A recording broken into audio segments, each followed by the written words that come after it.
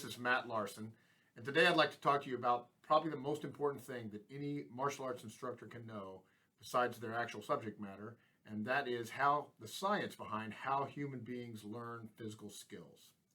Now, this is an important subject because the way most martial arts instructors learn how to teach is by uncritical copying. In other words, their instructor taught that way, so they just assume it's correct, and then they go about teaching in the exact same way. And this is why in many martial arts, you can go and see calisthenics, for example, that were being done when Jigoro Kano was teaching in the 1880s, still being done today, as if though that was the best way it could ever be done.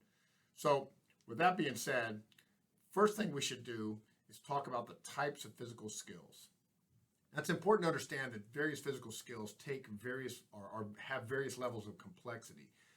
So for example, walking is a much simpler skill than juggling while you're riding a surfboard. Okay, so understanding that the latter is going to have to be learned slightly differently. There's going to be more components. That's an important part of understanding how this whole thing works. And to sort of draw a simple dichotomy, let's consider, for example, some skills require precision.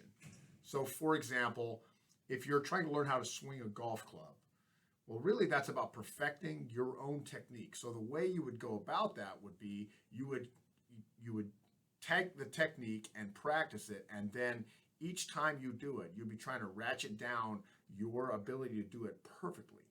Okay, so now that is quite a different process than if you were trying to learn something that involves a lot of sensory feedback. So, for example, if you were trying to teach somebody how to do a basketball pass, now you might start it out in the same way that someone would start off teaching you how to do a golf swing. You'd show them how to do it. It'd be very simple. It might be like, here's a push pass or something like that.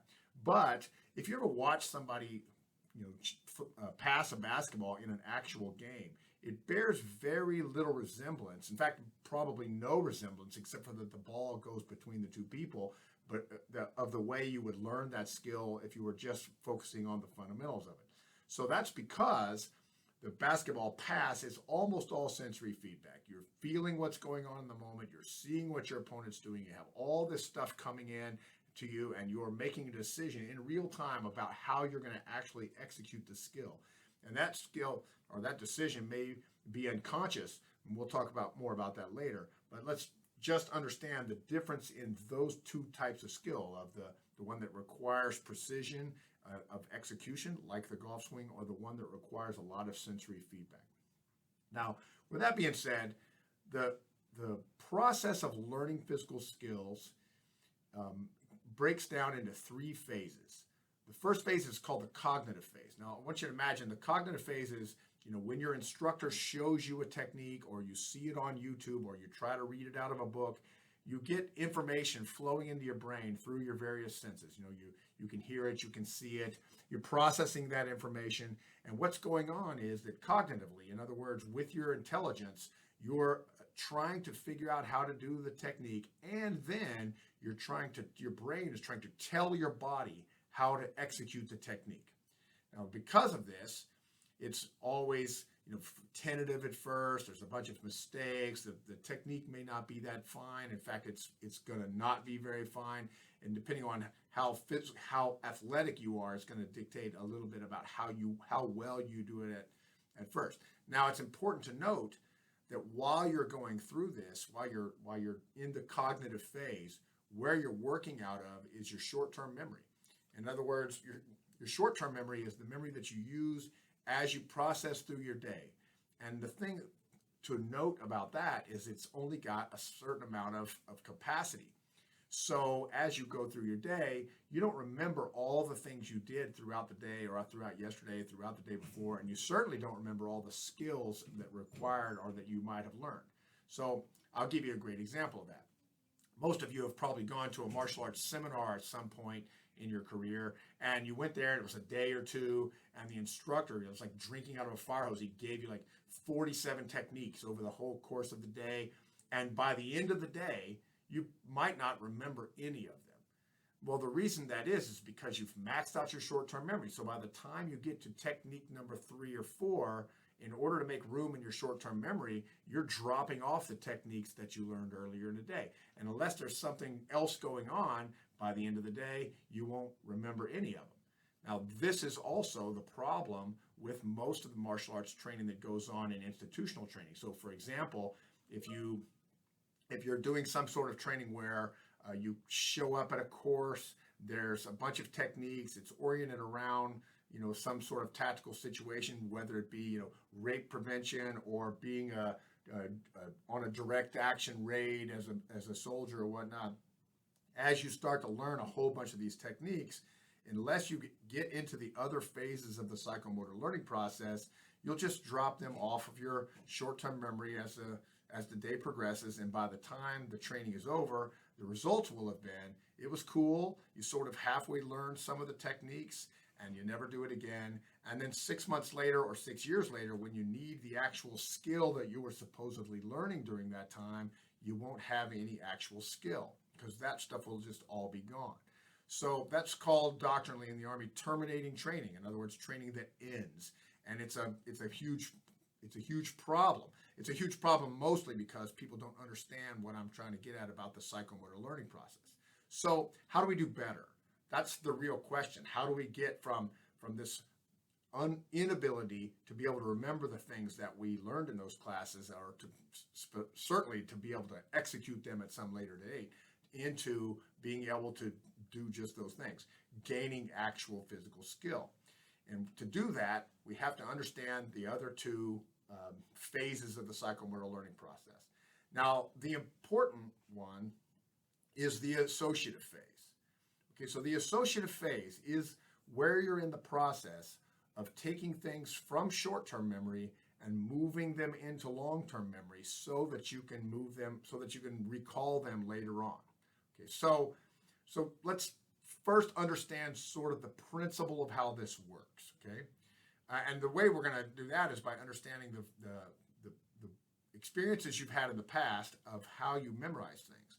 So, for example, the simplest, most widely used, and also the least efficient method of moving things from the short-term to the long-term memory, which this process scientifically is called encoding, by the way. So in the encoding process, the least efficient way is called rote memorization. Rote memorization is where you simply do the technique over and over again. Now, this is exactly what your teachers in elementary school probably did when they gave you a bunch of vocabulary words to remember when you were a child. So you were in third grade or something. Your teacher came out on Monday, gave you a list of vocabulary words and said, we're going to have a spelling test on Friday.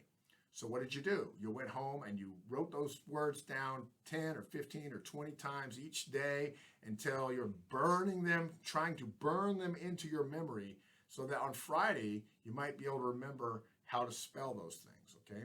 So that's exactly what you're doing when you do the same technique over and over and over again.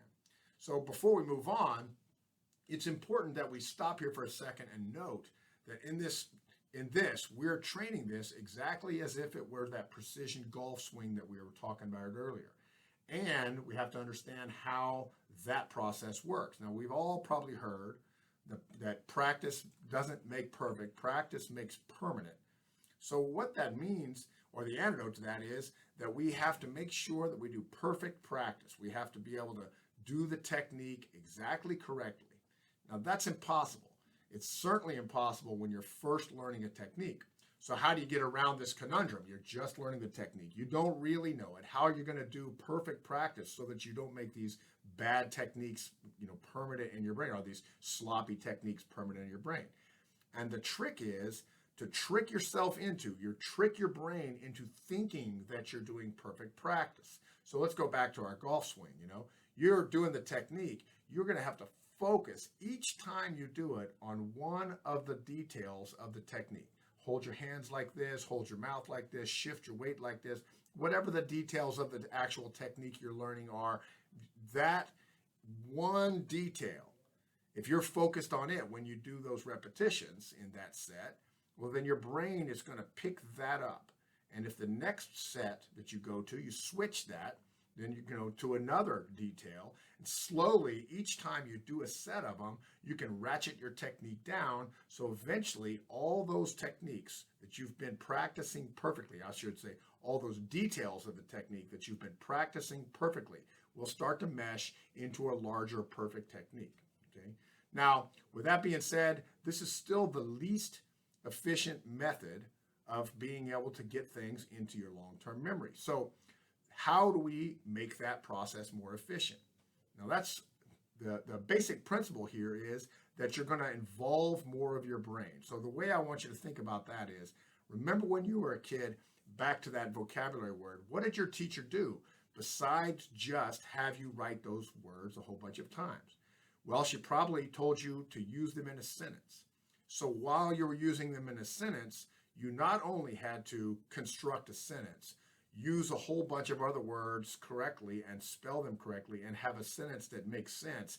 In the middle of that process, you had to know what your word meant and you had to spell it correctly. So what's going on there is that you're involving more of your brain. So that's how you make the encoding process more efficient, is you involve more of your brain in the process. So with martial arts techniques, I'll give you a good example. In the MACP program in the Army, we teach the fundamental techniques as a set of drills. Drill 1 is basically escape the mount with the arm trap and roll, and then pass the guard. It doesn't matter which technique you use. And then from side control, achieve the mount.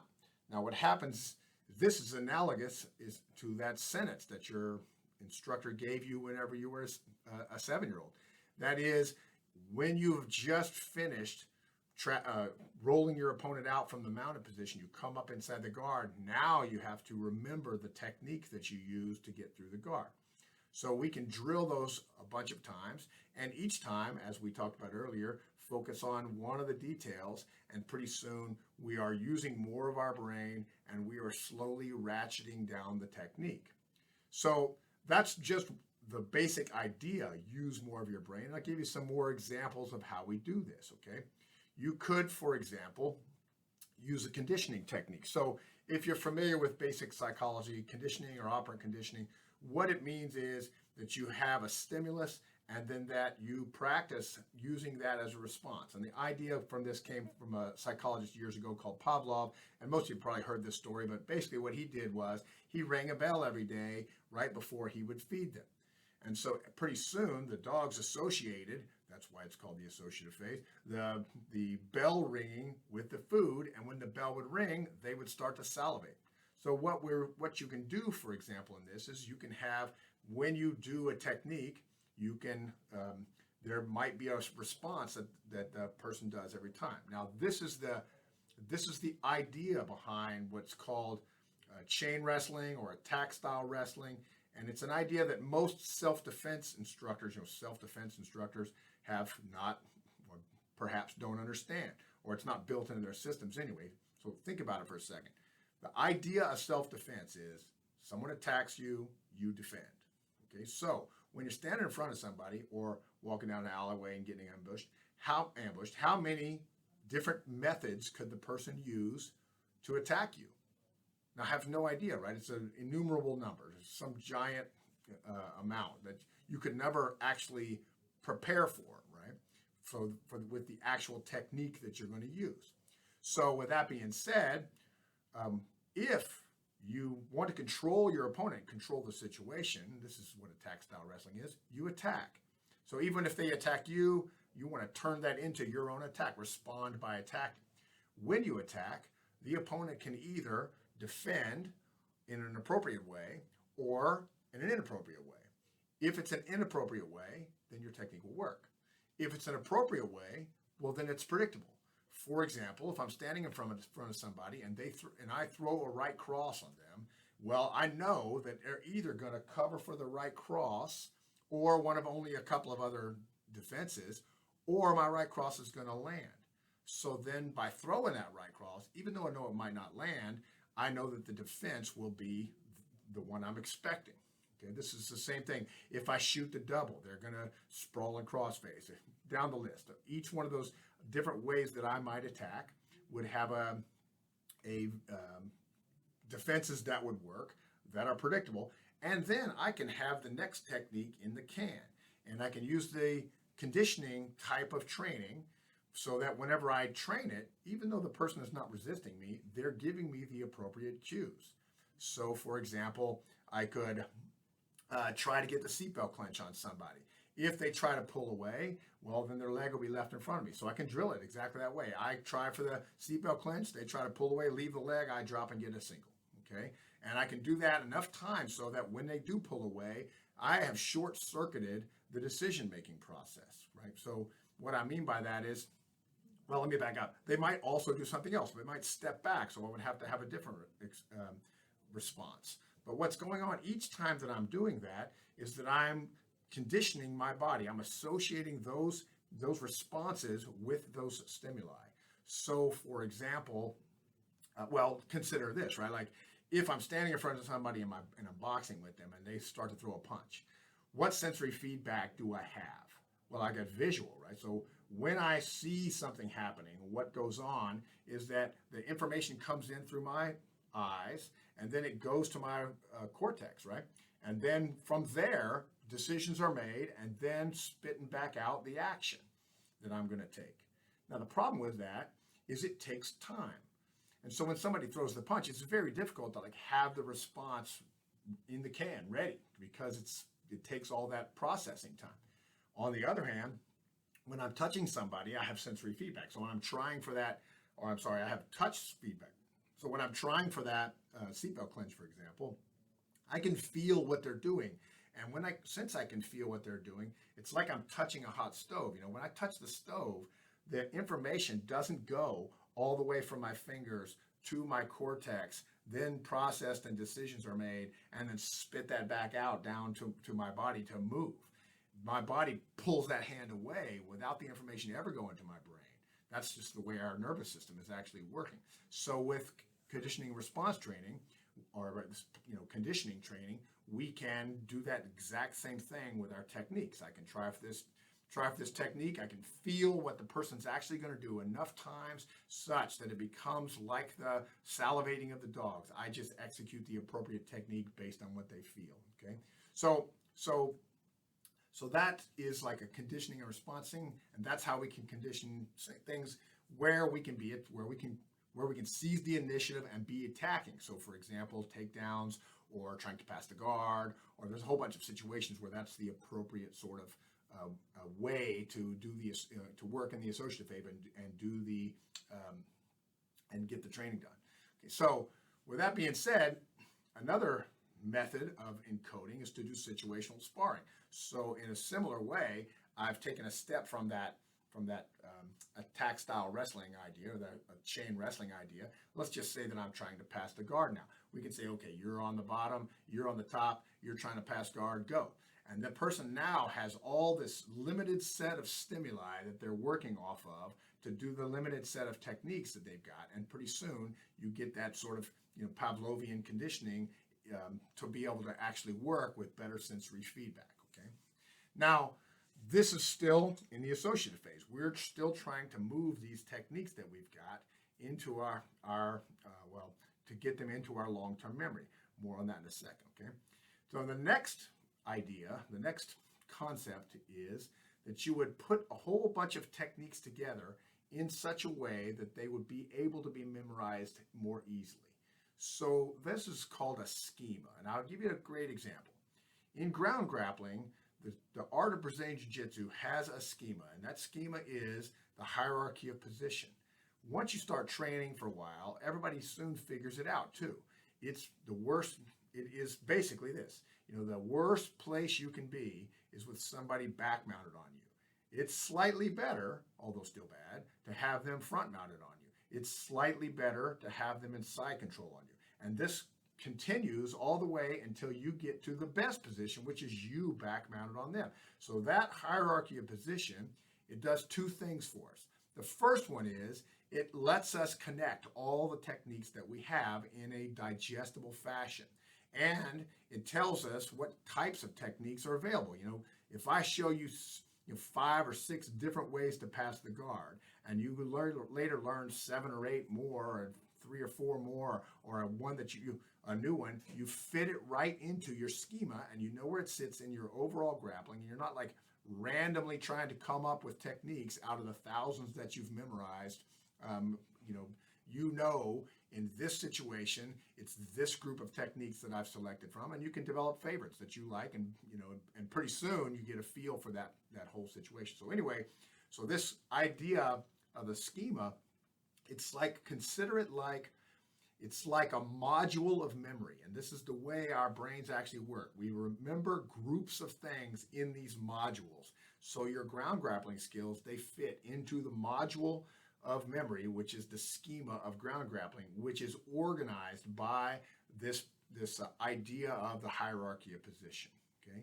Now, when we're getting to all of fighting, which is all the way from ground grappling to close quarters marksmanship, etc., all these techniques together, they will be a group of schema. So your striking techniques will be organized differently and probably separately, although related to your ground grappling techniques.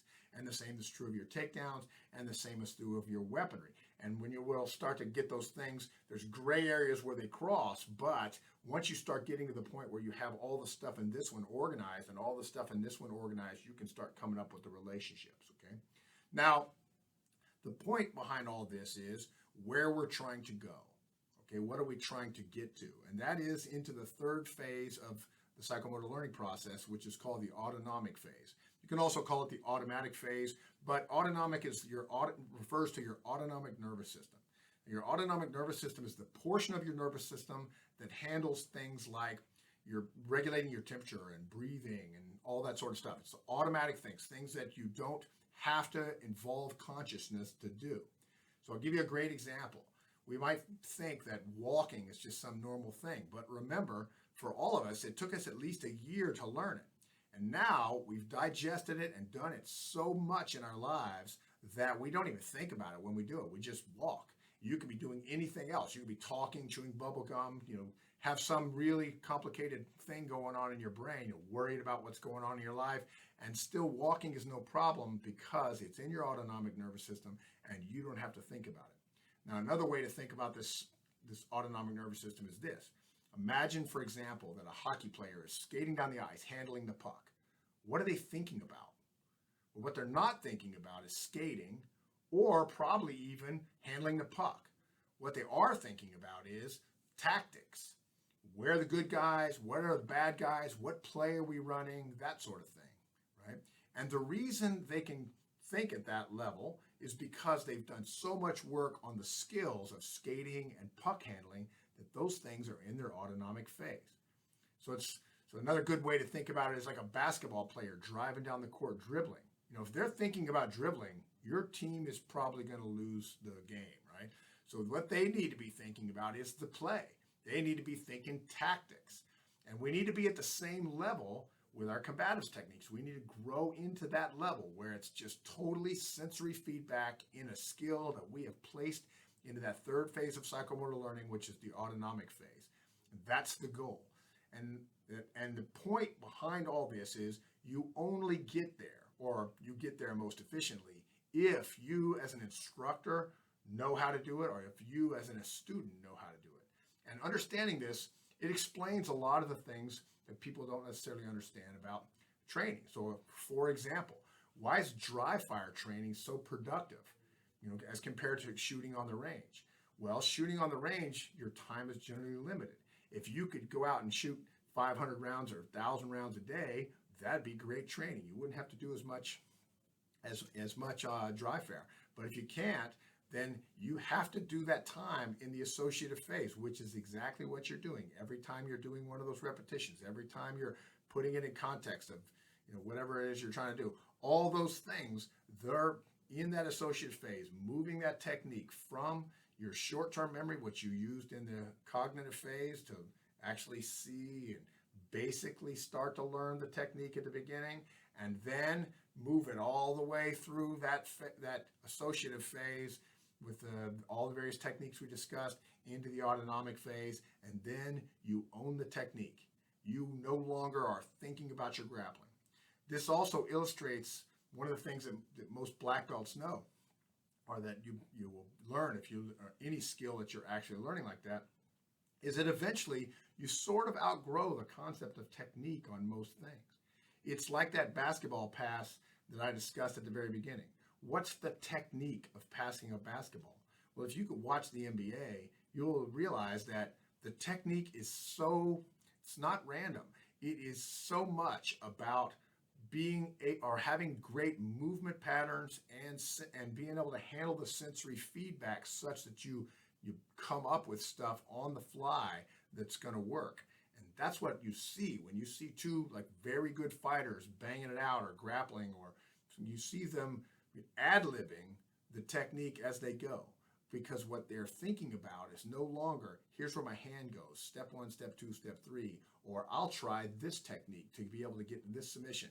What you see them doing is feeling their opponent with this movement pattern that they have digested, and then they just end up getting them. And that's a better way to think about what techniques are. Even techniques are really, there are metaphors or steps at learning the overall pattern of what it means to be a fighter. How do fighters move? When you grab somebody who's a trained fighter, they do the right thing, not because they remember the technique. They do the right thing because by training the techniques from the cognitive phase into the autonomic phase, they have digested the movement pattern that makes you a good fighter. So I hope you enjoyed this. If you like it, like and subscribe, and I will put out more of these things, and we will together become the fighters we need to be. All right, thanks a lot, guys. Bye.